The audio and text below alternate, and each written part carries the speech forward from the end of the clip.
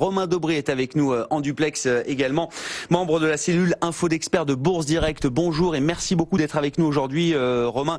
L'idée est de faire un état des lieux des marchés, bien sûr, l'analyse de la phase de correction et puis les enseignements qu'elle peut apporter, quel est l'état d'esprit des investisseurs et comment on peut qualifier la séance du jour, stabilisation, début de rebond. Mais sur la correction en tant que telle, Romain, quels sont les enseignements que vous en retirez? Ça a été rapide et intense.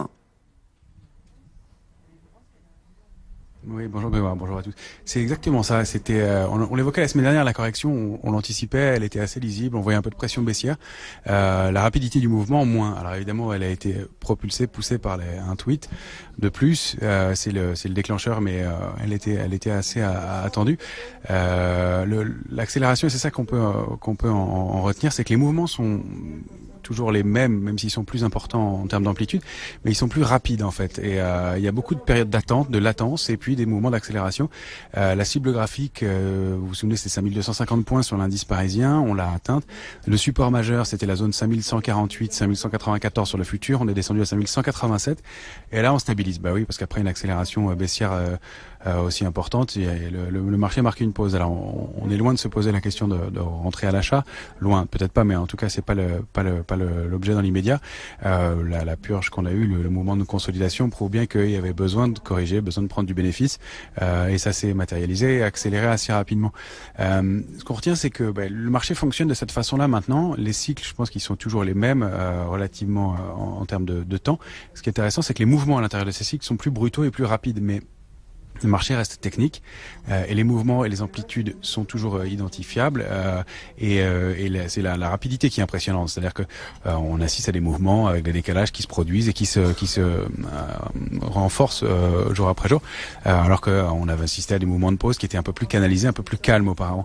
C'est surtout ça qu'il faut regarder, mais regarder les choses avec un petit peu plus de recul et puis se rappeler que on perdait 25% en décembre dernier, qu'on a repris 30% depuis le point bas du 27 décembre dernier pour remonter à nos plus annuel, et que là on a perdu 8,5%. Donc globalement il n'y a pas de drame dans le mouvement baissier qu'on vient de connaître. Une consolidation, on l'évoquait, canalisée, on en parlait la semaine dernière, canalisée, oui. Alors évidemment quand on dit canalisée et qu'on a perdu 6% en 3 séances, ça paraît pas très canalisé, et pourtant si ce sont des cibles techniques encore une fois qui sont touchées, et à quelques points près on comprend qu'avec la puissance du mouvement on puisse les dépasser un peu, mais c'est pas de beaucoup, et puis des mouvements qui se mettent à se calmer. Donc ce qu'il faut retenir, c'est qu'il faut être très vigilant, anticiper un peu, observer le marché. Et là la phase d'aujourd'hui et la séance actuelle est très intéressante parce que il y a eu un solde vendeur qui était visible. On avait 15 à 20 000 contrats de plus ouverts dans les premiers mouvements de baisse entre 5600 et 5500 points. Quand on a accéléré sous 5500 points, il y a eu le double de contrats qui ont été ouverts et aucun mouvement sur la position ouverte quasiment. Il y a eu un écart de 1000 contrats sur 435 000 contrats ouverts hier. Donc pas de mouvement sur la position ouverte hier dans ce fort mouvement de baisse qu'on a connu, dans ce sell-off. Et aujourd'hui, probablement un rebond qui se produit avec un petit peu de volume, pas énormément, mais sûrement des rachats de short. Donc pas d'entrée dans le marché, ou forte en tout cas. Il n'y a pas beaucoup d'investisseurs qui doivent acheter fortement sur ce niveau-là, peut-être quelques opportunités, mais c'est pas le fond du marché. Là, ce sont plutôt des rachats de short, des prises de bénéfices après les cibles techniques qui ont été touchées et qui ont été touchées hors séance. Ça a été fait, ces mouvements ont été faits en Globex, donc le soir après les horaires classiques. Donc on a des moments qui sont un peu brutaux, un peu violents, qui se passent en dehors des horaires traditionnels. Voilà, c'est un marché que je lis moi comme étant extrêmement technique. Maintenant, quand je vous dis canalisé, c'est qu'il y a toujours beaucoup de couverture dans les portefeuilles.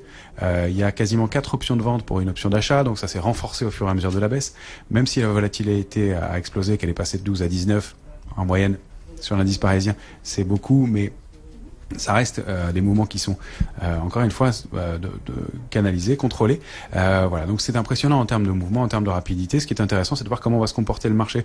Alors d'avoir l'état de la position ouverte dès demain, de savoir ce qui s'est passé aujourd'hui vraiment. Est-ce que il y a du technique, est-ce que c'est du rachat de short, ou est-ce qu'il y a des entrées en position, est-ce qu'il y a de la diminution de la pression baissière? Jusqu'à hier, aucune diminution de la pression baissière. Donc c'est pour ça que je vous disais en introduction, on n'en est pas encore à se poser la question d'acheter. On peut faire des arbitrages évidemment d'opportunités, mais d'acheter fermement le marché, pas encore.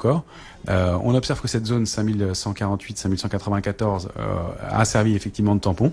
On va voir si ça se confirme, et il faudra attendre la confirmation, la formation d'une figure de retournement.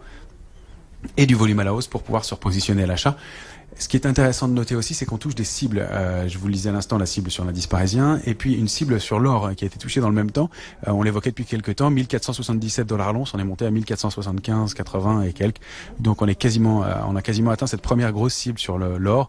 Donc manifestement des actifs qui touchent leur cible majeure, et ce qui laisse à penser qu'on pourrait entrer peut-être dans une phase de pause à quelques heures, quelques jours. Et ça correspond bien évidemment avec le calendrier 6 août, 15 août où les marchés sont censés moins bouger. Alors évidemment, je dis censé parce que s'il y a des annonces, c'est toujours l'exceptionnel. Ça pourrait bouger plus, mais pour l'instant, il n'y a rien qui ne soit incontrôlé. Voilà. Ce qu'on observe aussi, vous l'évoquiez tout à l'heure, c'est que dans le rebond, il y a quand même quelques valeurs qui se distinguent aujourd'hui, et c'est peut-être les valeurs qu'il va falloir surveiller dans les jours ou semaines à venir. C'est peut-être celles qui vont permettre d'alimenter un rebond potentiel dans les semaines ou mois à venir. Voilà. Là, le marché a été touché, il a pris un coup, il avait besoin de corriger, il l'a fait de façon brutale. Pour l'instant, c'est un peu ce qui se passe en ce moment, des mouvements d'accélération, des stand-by et des périodes d'arrêt assez prolongées. On a connu un mois de juillet qui était vraiment très peu volatile, et puis une accélération, et donc le marché, comme il a bougé très vite, va avoir besoin de se remobiliser, de se recanaliser, et puis d'attendre des nouveaux drivers, et c'est ce qu'on va essayer d'observer dans les jours ou semaines à venir. Donc c'est pas pour ça qu'il est inintéressant, il faut vraiment l'observer, le mesurer, voir quelles sont les micro-réactions qu'il va y avoir sur ces niveaux et pendant les heures à venir. Et de là, on pourra essayer de construire un nouveau scénario, mais voilà, le marché me semble pas très dangereux dans l'immédiat. Alors évidemment, hors nouvelles ou hors montée des tensions, mais on y voit plutôt des coups de bluff et d'annonces plus que des mouvements profonds. Si vous regardez les tweets, le premier tweet annonçait donc hausse des tarifs, et puis quelques heures après, là ça n'a pas fait réagir franchement le marché à la hausse, mais il y a eu une petite accélération haussière sur une invalidation possible de cette menace. Donc voilà, le marché a du potentiel encore. Il est à mon avis pas complètement arrivé au bout de ses mouvements haussiers, et pour l'instant c'est baissier, on travaille pas à l'achat, mais on a des chances sur l'indice parisien de réintégrer un grand trading range qui pour moi se situe entre 5284 points et 5485 points. Voilà, si on réintègre 5284, on pourra reprendre des couleurs en clôture et aller chercher un peu plus haut, et on a une médiane à 5378 points sur cet indice parisien, et avec des valeurs qui donnent du potentiel pour driver cette hausse possible. Bon, pour l'instant, vous dites, c'est propre techniquement, et on bascule pas dans un scénario trop pessimiste. Les choses restent canalisées, je l'entends bien, quand bien même le mouvement a été rapide et intense. Les devises ont été un catalyseur aussi en partant notamment de la devise chinoise. Est-ce qu'il y a des mouvements ou des signaux particuliers à signaler justement dans l'univers du forex aujourd'hui? On a beaucoup regardé le yuan, on va regarder maintenant chaque matin le fixing du yuan pendant plusieurs jours, j'imagine. Romain, bon, qu'en est-il des autres paires majeures de devises? Est-ce que le dollar qui s'est mis un petit peu à baisser, est-ce que c'est le début de quelque chose? L'euro-dollar est remonté jusqu'à 1,12. Est-ce que ça envoie un signal particulier, ou est-ce que non, là aussi on reste sur une forme d'équilibre qu'on préserve et qui est préservée depuis plusieurs mois et plusieurs trimestres, si je prends la paire euro-dollar par exemple? Ouais, exactement. Il y a des faux signaux. La semaine dernière, on l'évoquait, il y avait une accélération baissière et la rupture du niveau de 1,11 sur l'euro-dollar. Et on disait 1,10-11 à préserver en clôture. Et c'est le niveau sur lequel l'euro a rebondi. Il a refranchi 1,11 qui est important. Et là, il est en train de s'attaquer à la résistance de 1,12. Ce niveau de 1,12, il est très important puisque c'est la sortie d'une figure baissière, un biseau baissier, donc une figure haussière, donc un biseau baissier. Et il est en train de s'attaquer à la ligne de tendance baissière sous laquelle il évoluait depuis 4 ans maintenant, et donc en train d'essayer de rebondir et de reprendre des couleurs. Donc encore une fois, à court terme, je pense que ça va être difficile de déclencher des mouvements forts et puissants, surtout compte tenu de la période de l'année, mais on voit que l'euro, et c'était là où on anticipait un probable faux signal à la baisse, tant qu'un indice 11 était maintenu, voilà, il y a de l'intérêt, et ça c'est important de le remarquer, il y a de l'intérêt sur les positions ouvertes sur l'euro. Il augmente un peu, il n'est pas encore passé positif, mais il y a de plus en plus de vendeurs qui semblent se racheter sur l'euro, donc probablement un mouvement qui se retourne de ce côté-là.